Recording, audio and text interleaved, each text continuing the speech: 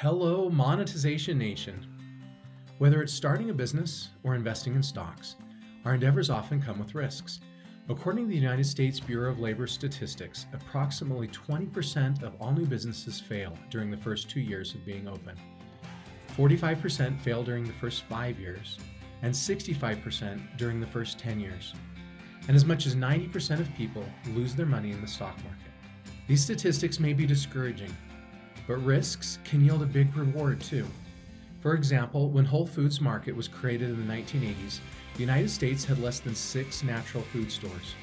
There wasn't evidence that there was a large enough market for natural and organic food. Despite its rocky start, Whole Foods was able to become the industry-leading grocery store chain for healthy food. Whole Foods Market now operates 472 stores worldwide, with a net income of $245 million. Mark Zuckerberg said, "The biggest risk is not taking any risk." In a world that is changing really quickly, the only strategy that is guaranteed to fail is not taking risks. Justin Hatch, my guest on this episode, has taken some risks in his career. Some of them have panned out while others didn't. However, in both failure and success, he learned from the chances he took. And he used the lessons he learned to create a successful business that helps others understand their endeavors and calculate their risks. Justin Hatch was a VP for Profire Energy and helped take the company from 4 employees to 150. He was a CEO for Strategy, an idea development and business planning software company. Justin is now the CEO of Reach Reporting, a software made to absorb complexity and simplify financial reporting. He believes there are innumerable unsolved problems the world contains, and there are equally as many people that are looking at those problems with questioning eyes. In addition, he believes in finding and pursuing your passion. Tectonic shifts are constantly transforming the earth and business, causing destruction and huge growth opportunities. I'm Nathan William, the host of Monetization Nation, where we learn how to leverage business tectonic shifts to transform monetization. I would love to hear about the Justin Hatch entrepreneurial journey. Will you tell me your story? Yeah, sure. It's not that exciting. It's a lot of potholes. It's a lot of obstacles along the way. I was one of those kids that didn't do very well in school, and so I didn't plan on going to college when I was graduating high school. It's amazing how common that is. Lots of entrepreneurs say that. Yeah. That was 100% me. I was the kid in school that I struggled with focus. I struggled with the system. I don't know. I depends on the day whether, which excuse I make for myself. But ultimately, the system and I didn't mesh. And so when I was 21, I was given some counsel to go start a business. And I was probably also given counsel to, go to Yale, and also given counsel to do whatever. But the one that resonated, the one that stuck to me was go start a business. And so I knew how to paint. And so I went and started painting apartment buildings. And it actually was fairly lucrative for me. It was enormously hard work. And, we would start painting at 5 p.m. at night when the place was vacant. And we would paint through the night until, middle of the next day. And that paint would dry by 5 p.m. the next night. And they'd be showing the place already. So, it was very lucrative. It was really hard work. I call it a business. It was the farthest thing from, or if it was a business, it was barely a business.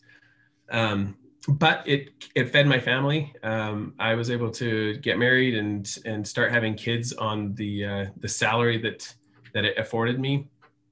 And over time, what I started to realize was people wanted other services. And so I would go and I would be painting and they would say, oh, well, can you do this drywall repair? And, I would say, no, but I can try to figure it out. And they'd be like, oh, that's amazing. You'll get me out of this pinch. And I said, it might not look pretty, but then I would spend way too much time repairing the drywall. I'd go buy a whole bunch of tools. This is the classic failure model. If you ever want to pattern a great failure after this, please, do all of these steps that I did. Go and try to be everything for everyone, and have all of the tools for that. And that, honestly, that's what I did, and I did it for a long time. And I could never. I shouldn't say make ends meet, because ends met, but just barely. But what I found was, because I didn't have a firm hold on my spending, I never was able to have anything more than just barely enough. And that actually led to reach reporting down the line.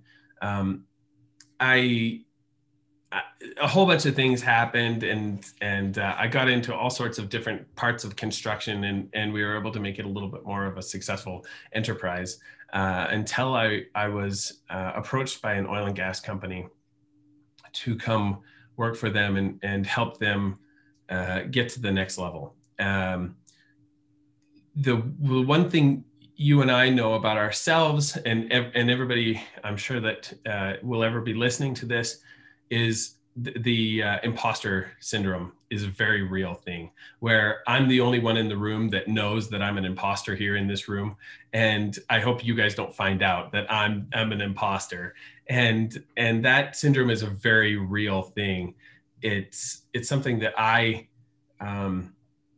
definitely dealt with in my life. And so I was now hired on to be a VP for this oil and gas company that was public. I mean, it was on the OTC, but it was still a public business. And so I worked my butt off. I learned so much. For 8 years, I actually went from being an imposter VP to actually somewhat of a VP. I was present with them, and I learned so many things. That was truly my college education. Additionally, I was going to school during that time, getting an actual college education. So that was really preparing me for the next step. It's what took me from Canada down to the US, and what ultimately led me to starting Reach Reporting. Come Q4 of 2014, I started to realize that I was feeling like I didn't any longer fit with this business that I'd helped build. And so right after Christmas, I resigned from working for that company. And my wife and I had a great little nest egg. We'd got some stock options and some equity, and we were able to have some cash to take us to the next level and to build a little business. And over time, a very short period of time, over about a year, there's some, scary stuff that happened. We took some losses with the stock, and incentive stock options are a double-edged sword, and they were, in that case for us, a big challenging thing. We can't deny all of the blessings that we had, and we're indeed thankful for all of those things. But it was that year was challenging. We lost so much value in the stock that I had to pay that year just south of $400,000 in taxes. Oh my goodness. And I didn't have cash to show for it. I mean, this is one of the challenging parts of this type of stock option, is I had exercised when the stock was high and planned to sell when it was higher, and the stock plummeted. And so I still had to make up the difference. The IRS didn't care. they were not interested in trying to help me out. They were interested in me not breaking the law. And so we paid through the nose, not having an income, we paid through the nose. And at that time, I still didn't know exactly what we wanted to do for business. And so I really started to reflect back on who I was as a young, ultra young, 21, 22, 23-year-old entrepreneur. And I tried to think, okay, what things would really have helped 23-year-old Justin? What things would really have changed the game for him? And ultimately it came down to understanding of the information that I had. I did have it, but I didn't understand it. And so if I could have understood how much my expenses truly were, instead of always underestimating what the cost would be, and if I could have truly understood how much I was actually making, and if I could have truly understood those ratios and those critical drivers and those metrics, then I would have been so much more of a successful entrepreneur. And so at that point I said, okay, is there a market there for something like this? It's certainly a shark bite. Is there a market for that? And so we started to look at that, and right about that time, I brought on a partner to help me out, and we sat in the basement of my house on a big couch, and we just threw out ideas on what idea had legs specific to the software and knowledge reporting, all of that stuff. And that's where Reach was born. It was in the basement. It was born out of the pain that I had endured on being ignorant. Ignorance is not a bad thing, but it is a thing that we need to recognize. We need to recognize our ignorance. We are so much more powerful if we can understand how ignorant we are of something, rather than being the one who thinks they know everything. There's always the saying, the more you know how little you know. And what I think is powerful about that saying is, as we gain education and as we gain knowledge in life, the more we realize how absolutely small we are in this world. It's the people who think they're the biggest thing in the world and they're the smartest that you got to pity just a little bit, because they don't understand how big the world is and how amazing the vast amount of knowledge there is. And so as we start to recognize that, it's that humility affords us an open mind. Being unwilling to recognize that makes it so that we identify ourselves as someone who already knows what is what's coming, knows what's happening. That closed-mindedness will actually dramatically limit our success in life. And so we were fortunate, and I mean, because of the nature of the experiences that we had, we were fortunate enough to be able to recognize how little we knew.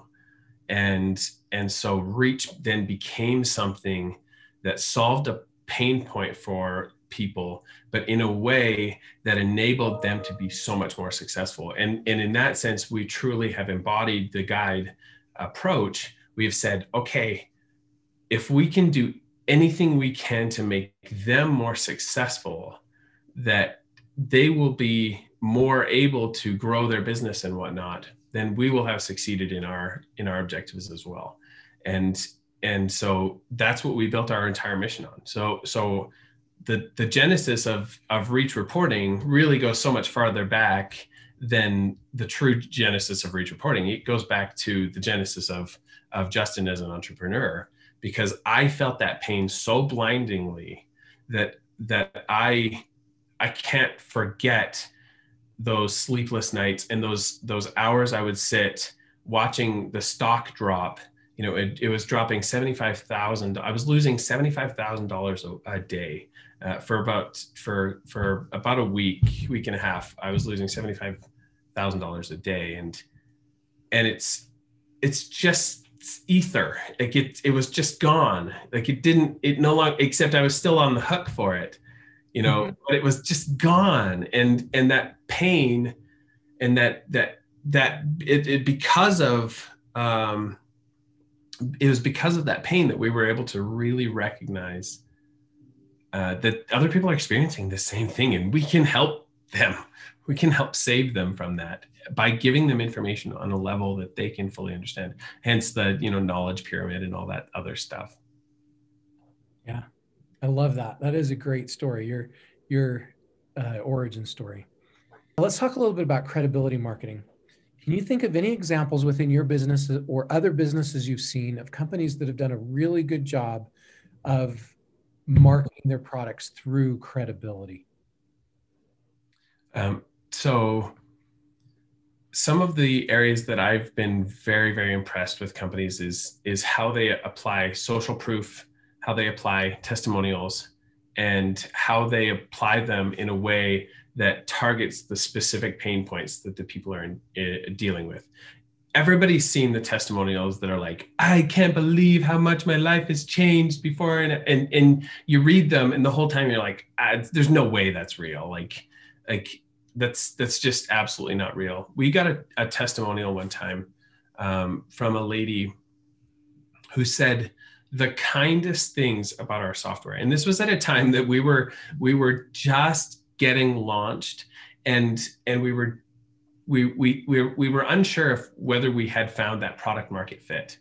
That experience where you think there's a big market, you've heard that there's a big market, you've done a bunch of research, and everybody's telling you there's a big market. But when push comes to shove, ultimately, if people pay, they pay. And if they don't pay, then you haven't found the right pain point yet, or something's still not working. And when we started to find product market fit and started to realize this lady left a testimonial on our site. And we didn't ask for it. We do all the time, full disclosure. We ask people, we remind them, that we have a place you can give testimonials, and it seems like you're having a good experience. Could you tell people about your good experience? Well, this lady came and she talked about her plight, her experiences, and how the software that we're providing was enormously impactful in helping her take her clients to the next level and to get visibility. And I mean, she listed the 3 or 4 things that we set ourselves up as guides to try to do. And she listed them as though it was just textbook. It was almost like it was written. And it actually it was like an emotional experience for us to read it, because we were like, somebody said something nice about us. Like that's amazing.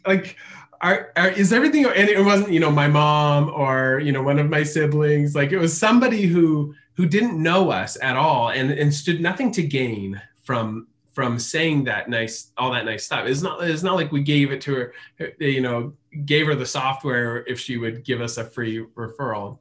So that alone has helped, again, been that catalyst to help us want to get more like that.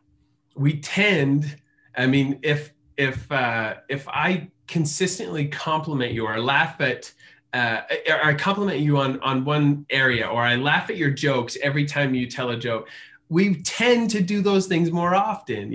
It's again, especially evident in 6-year-old, 7-year-old boys. You laugh at their something funny that they did, buckle up, because you are about to get so much of that.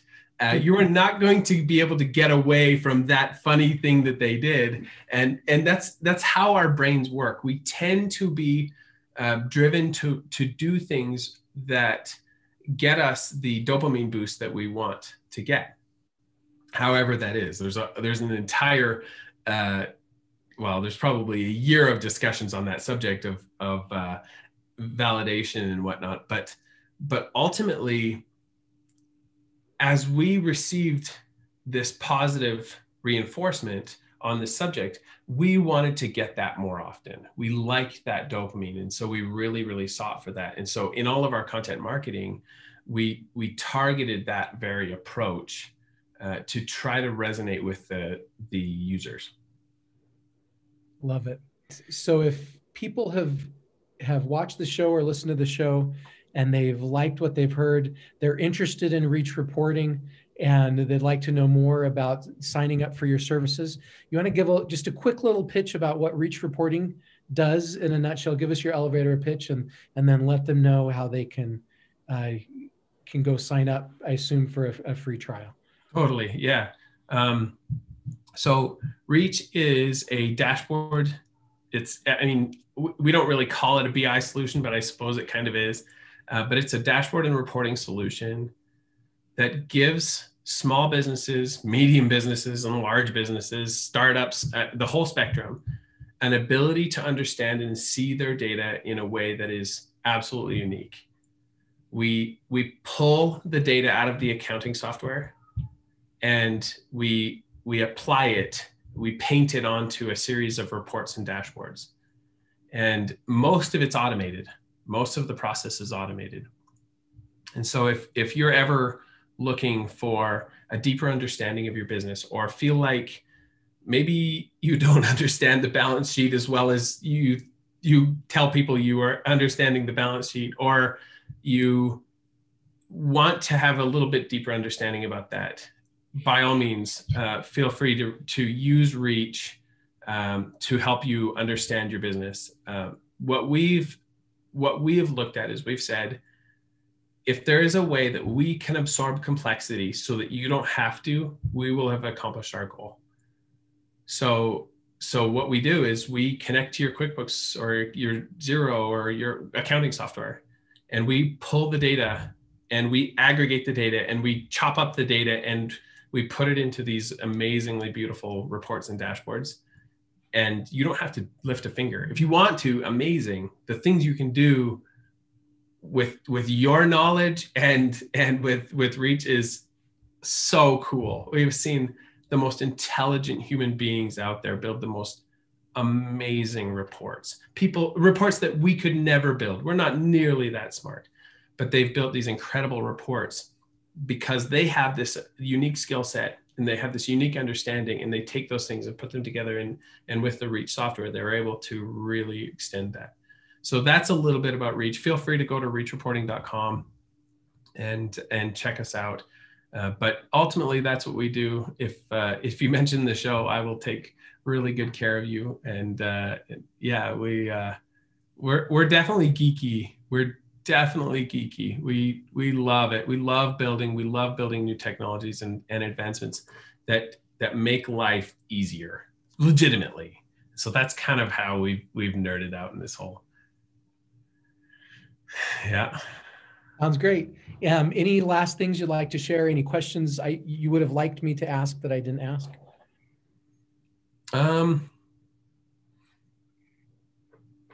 No, I think, the questions you've asked are awesome. I think there's a couple. It's tough because, we look at saying, okay, what are the 5 things that critically affected us? And as soon as we finish the 5th thing, we can think of then the 6th thing that was critical in this situation. And then as soon as we finish that, it goes on and on. And